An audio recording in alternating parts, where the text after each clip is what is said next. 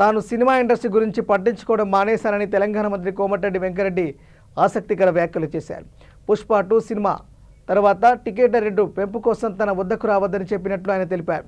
Pushpa 2 cinema విడుదల సమయంలోనే మహిళ చనిపోతే ఎందుకు పర్మిషన్ ఇచ్చానని బాధపడ్డాను అన్నారు. బాబు ట్రీట్మెంట్ కూడా నేనే డబ్బులు ఇచ్చానని గుర్తు చేశారు. ఇప్పుడు సినిమాలకు పెరిగిన ధరలకు నాకు ఎలాంటి సంబంధం లేదు అని మంత్రి కోమటిరెడ్డి వెంకరెడ్డి అన్నారు.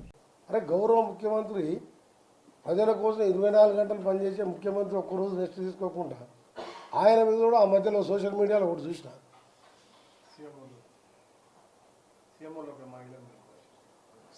సీఎంఓ మహిళది ఒకటి, అంతకంటే ముందు ఇంకా ఇంకా ఘోరమైన వీడియో చూసినాం. సీఎం గారిది అసలు నమ్మడం కాదు, నమ్మరు. సీఎం గారు అదేసి ప్లస్ మన సీఎంఓలో మహిళ అని చెప్పి మనం కొట్టేసింది.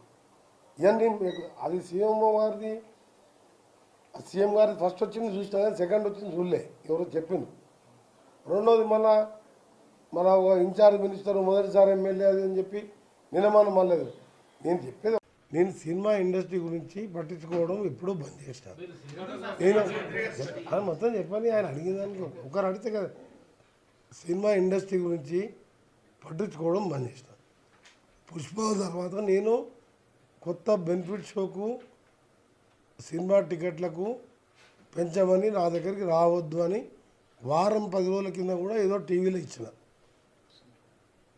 మొన్న ఆ మధ్యలో 2 రిలీజ్ కానీ, నిన్నగాక మొన్న ఒక రిలీజ్ కానీ, రేపు రిలీజ్ కాబోయే కానీ నా దగ్గరికి ఫైల్ రాలేదు. ఆ 2 సినిమాలు కూడా నేను ఎట్టి పరిస్థితి అప్లికేషనే పెట్టుకోవద్దు, నన్ను కలవద్దని చెప్పినా నన్ను ఎవరు కలుస్తలేరు. పుష్ప 2